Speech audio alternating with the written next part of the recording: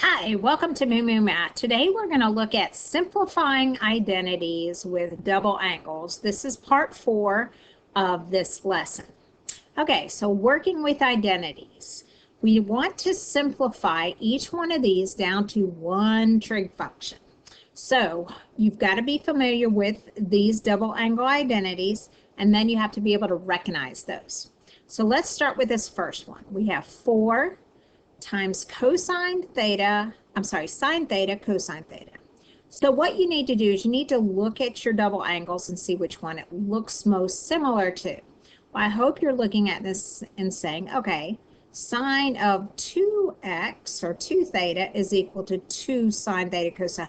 That looks the most similar because we've got the product of sine and cosine. Now, what's different is this is not a 2, it's a 4.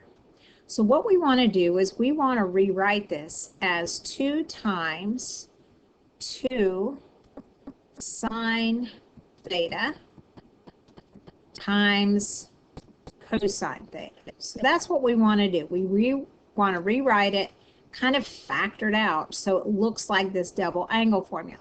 Now for the double angle, I can replace it with my double angle. So now I'm going to replace 2 sine cosine with sine 2 theta. And so our final answer is just 2 sine 2 theta. So we took our formula and we had to factor out the 2, and then it was twice the double angle formula. So here's our final answer. It's one trig identity, so our one trig function sine, but it's in terms of a double angle. So let's look at a second one. Okay, here is 6 sine 7 theta cosine 7 theta. Okay, so hopefully you're saying, okay, this has got to be the double angle for sine because it's the product of sine and cosine. So how can I get a 2 here? Well, I can factor out a 3, and I can make that 3 times 2 sine of 7 theta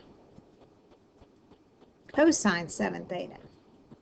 Now, what about the 7s? Well, we're going to account for that when we double the angle. So I'm going to take sine theta cosine theta, or the 2 sine 7 theta cosine theta, and replace it with our double angle. So we've got to take this angle, which is 7 theta, and double it. Well, that's going to become 14 theta. So we're going to rewrite this as 3 times sine of 14 theta. So we're doubling the angle when we replace this portion, okay? So there's our final answer. So our final answer is just 3 sine of 14 theta because we doubled the angle. Okay, now let's try a couple more. Okay, hopefully you're getting used to this double angle formula. So let's look at the sine cosine one. Okay, to rewrite this, we're going to factor out a 6, and that's going to become 2 times sine of 3 theta cosine 3 theta, or 3x in this case. So when we go to double the angle is going to get doubled to 6x. And we have a 6 coefficient. So we're going to have 6 times sine of 6x. And there's our final answer. Okay, let's look at this next one. We have 4 minus 8 sine squared 5x. Okay, so let's look at our identities. Which one looks most like it? Well, we've got the double angle for cosine that has 1 minus 2 sine squared x. So how can we get a 1 here and a 2 here? What can we factor out? We can factor out a 4. So let's factor out a 4, and that leaves us with 1 minus 2 sine squared 5x. Okay, now we can replace 1 minus 2 sine squared 5x with a double angle. Well, what's going to happen to our angle? Instead of being 5x, it's going to be 10x. So that's going to be 4 cosine, double the angle, to 10x. And there's our final answer. So we're switching it over to one trig function, simplifying that. Okay, let's look at this next one. We have 2 cosine squared x all over 3 minus 1/3. What does this one look the most like?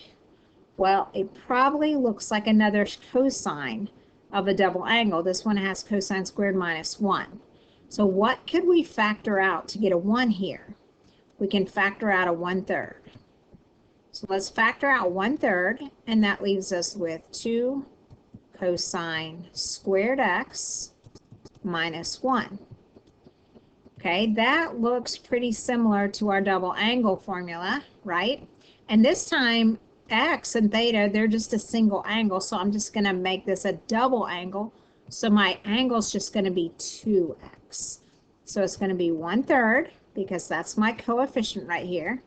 I'm going to replace 2 cosine squared x with the double angle, cosine of 2x. And there we go. There's the final answer there. So there's some practice on some identities with double angles. So at the end of these 4 lessons, this was the 4th, we should be able to derive or prove our double angle formulas, evaluate double angle formulas using triangles, solve using double angle identities, and then rewrite and simplify, which is this last lesson, on using double angle identities. I hope this video was helpful, and you can work on your double angle identities at this point.